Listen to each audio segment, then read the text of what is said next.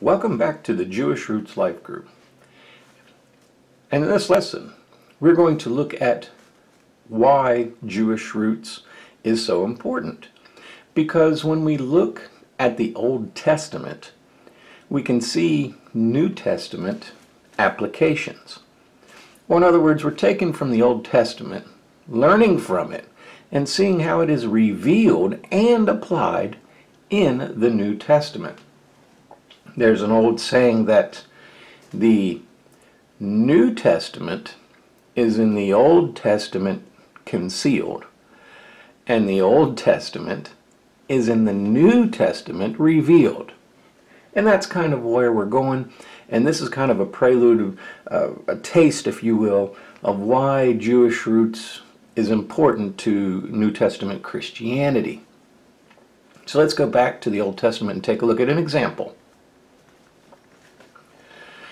From the book of Job, Job chapter 1, it says, verse 1, "There once was a man named Job who lived in the land of Uz.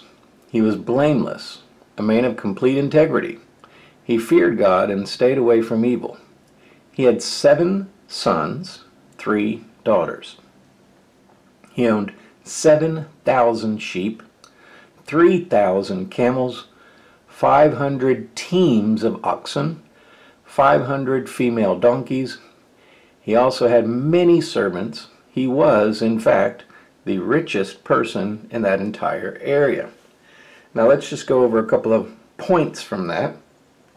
First of all, he was blameless, is what it says, which is why we see Satan go to God and try and get to him. Number 2, he had 10 children, 7 sons and 3 daughters.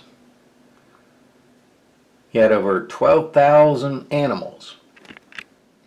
He had many servants, it says. And it says he was the richest in the entire area.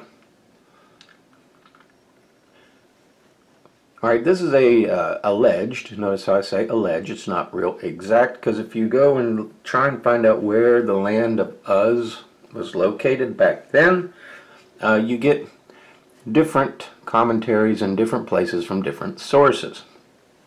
I've highlighted in green the areas that are very fertile, say for instance here in the land of Goshen in Egypt, and over here where the Chaldeans are, and this was supposed to be the land of Uz right here. Either way, it says it was a very fertile land. Alright, Job.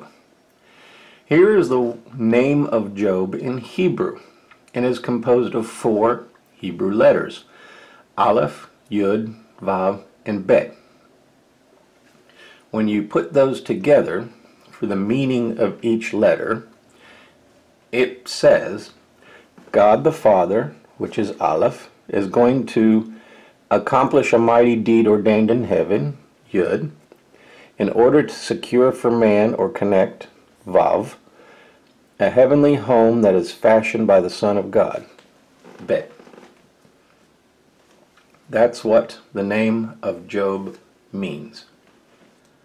Alright, let's continue the story. Verse 4. Job's sons would take turns preparing feast in their homes, and they would also invite their 3 sisters to celebrate with them. When these celebrations ended, sometimes after several days, Job would purify his children. How? He would get up early in the morning, offer a burnt sacrifice or burnt offering for each of them. Now let's pause right there. That means he would do 10 sacrifices, 1 for each child.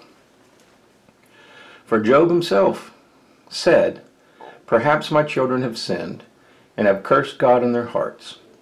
This was Job's regular practice.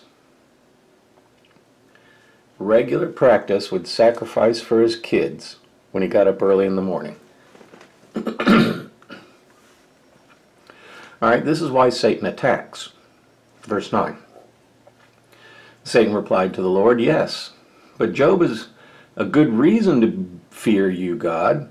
You've always put a wall of protection around him and his home and his property. You've made him prosper in everything he does. Look how rich he is. But reach out, take away everything he has, and surely he will curse you to your face. God said to Satan, all right, then you may test him. Do whatever you want with everything he possesses, but don't harm him physically. So Satan left the Lord's presence. Verse 13. Then one day when Job's sons and daughters were feasting in the oldest brother's house, a messenger arrived at Job's home with this news. Your oxen were plowing, with donkeys feeding beside them, when the Sabaeans raided us. They stole all the animals and killed all the farmhands.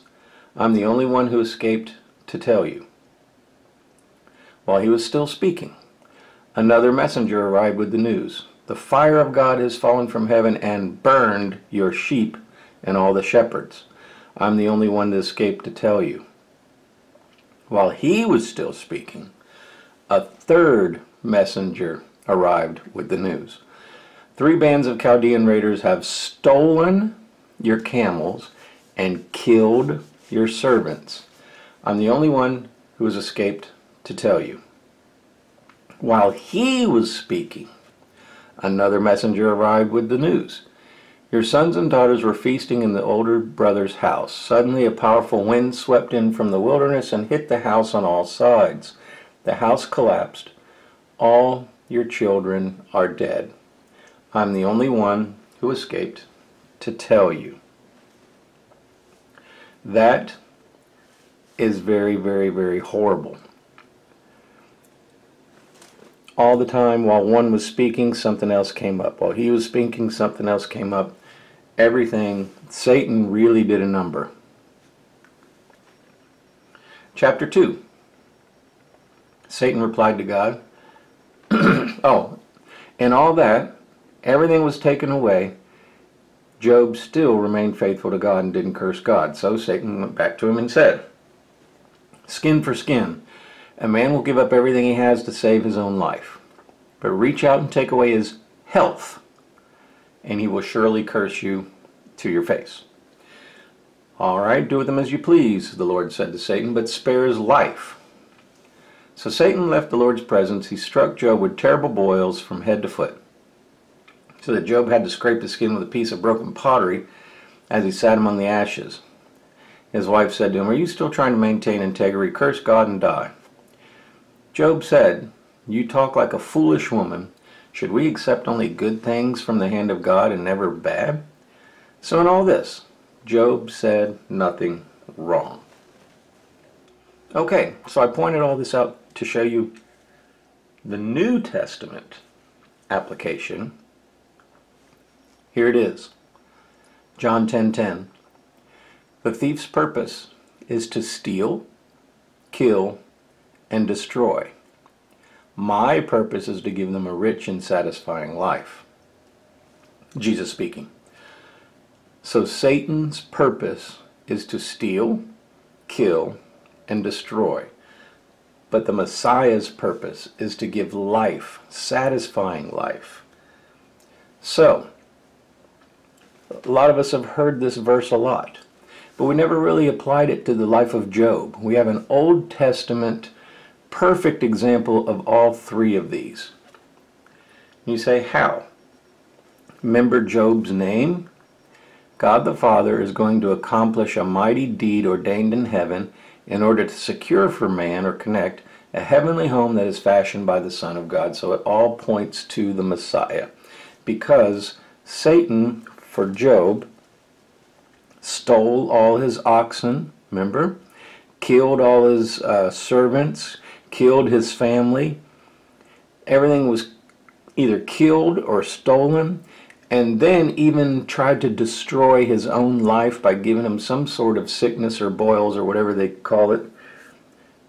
So we have the perfect example of Satan in that John 10:10 verse in the New Testament, going back to the Old Testament. A real tangible example.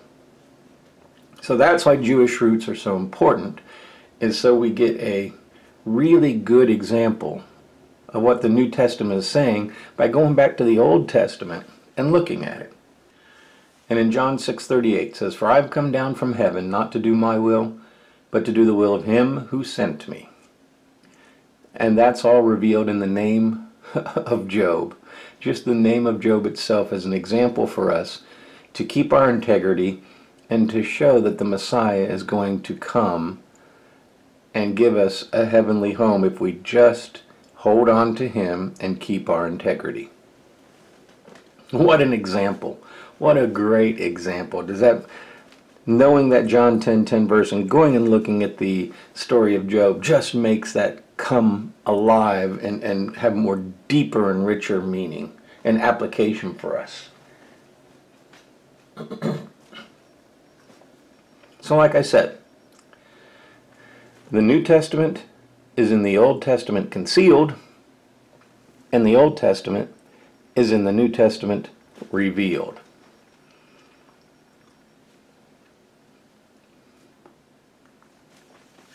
Alright, so now let's move on to Moses. And we're going to start here with Moses and move our way toward the Ten Commandments. But first let's establish some background before we get to that. Obviously Moses was the one who received the Ten Commandments, so we need a little bit of background story before we get to it. So the first question is, who were his folks? Who were his parents? Who was his mom and dad? Give you a second to see if you can think of it. Well, we're not really told right off in Exodus chapter 2. All it says in the text is about this time a man and woman. It doesn't give them a specific name. From the tribe of Levi, so both the man, so his mom, Moses' mom, and dad were both from the tribe of Levi.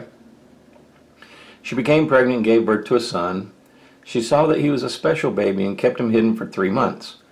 But when she could no longer hide him, she made a basket of papyrus reeds and waterproofed it with tar and pitch. She put the baby in the basket and laid it among the reeds along the bank of the Nile River. The baby's sister, which is Miriam, then stood at a distance watching to see what would happen to him. Alright, so it doesn't specifically name mom and dad, but it does mention sister. So who were his parents? Well, let's see if the Bible says somewhere else. No names in the book of names. By moving on to our hero in chapter 2, we note with some confusion that Moses' parents are distinctly not named. A bit odd in a book called Names, which is Exodus. The second chapter opens by saying that some guy from the house of Levi marries some girl from the house of Levi, and that they had a son. Since we know that they also had 2 other children as well, Aaron and Miriam, surely one of them would have remembered their parents' names. Why is this detail omitted, since we're so busy with everyone's names? It seems that the writer studiously avoided naming Moses' parents several times throughout chapter 2. So what's going on here? Well, in Exodus chapter 6, these are the clans of the Levites, as listed in their family records. And Exodus 6, verse 20, Amram married his father's sister, Jochebed. She gave birth to sons, Aaron and Moses. Amram lived to be 137 years old. Both Amram and Jochebed were from the tribe of Levi. Verse 26, Aaron and Moses named in this list are the same ones who the Lord said, lead the people to Israel out of Egypt like an army. It was Moses and Aaron who spoke to Pharaoh, the king of Egypt, about leading the people out of Egypt. So, here in Exodus 6, we see who his parents are, Amram and Jochebed. Alright, and in Leviticus 18, we can see a little bit more explanation. It says Moses' father married his own aunt. Basically, this was forbidden in God's law, the Torah. But the Torah wasn't given then, so here we go. Moses would receive from God only a short while later the 10 Commandments and the law. In Leviticus 18, verses 12 and 16, makes it quite clear that marrying your aunt is off limits. Clearly, Jochebed and Amram married before the prohibition was given. But it is a bit of a shocker that for all these Israelites who knew the law, looking back on it with hindsight, Moses, the great lawgiver, was born within what would soon be an unlawful union. So in other words, Moses' mom and dad got together in a way that later on Moses would receive word from God, says this is not kosher, if you will. This is not acceptable. What's not acceptable? A man marrying his own aunt. So that's why they said unlawful union. And that's important because we'll take a look at that foreshadowing in just a little bit. Does it sound familiar in the New Testament? It says Moses. Jesus was greater than Moses, but Moses was kind of like a foreshadowing or an example of the Messiah. But the Messiah was greater than Moses. So there were circumstances and things about Moses that would be similar with the Messiah. One of them would be this: an unlawful union. Do you remember Joseph and Mary, Jesus' mom and dad? When Mary got pregnant, it said that Joseph wanted to do away with her because he considered it to be an unlawful union, just like this. So you see the foreshadowing, and you see what's going on here. How the Old Testament brings the New Testament more meaning and back to life. So what is the message of Amram and Jochebed? Well, perhaps the reason his parents were not named when they would first appear in chapter 2, because unlike Sifra and Puah in chapter 1, their deeds conflicted with God, the law of God, as opposed to being examples to be followed like the midwives Sifra and Puah had been. But still, they're named in the end, and what an amazing family they had. The takeaway message from the mystery of Moses' parents could be this: no matter what your background, no matter what happened in your family, or even how it may have left its mark on you today, nothing can stop God's wonderful plans for you. The sins of your fathers are not the sins of your children, and God is able to clean and heal us from everything in our past and give us our name through Him. He can redeem us, He can clean us, He can save us, and He can work through us. Amram and Jochebed in Hebrew. Amram, from the Jones Dictionary of the Old Testament, proper name reads, people of exaltation. The NOBSE Study Bible name lists a people exalted. The name Amram may also mean long lives or worshipings. So the father of Moses in Hebrew is people exalted, or long lives or worshipings.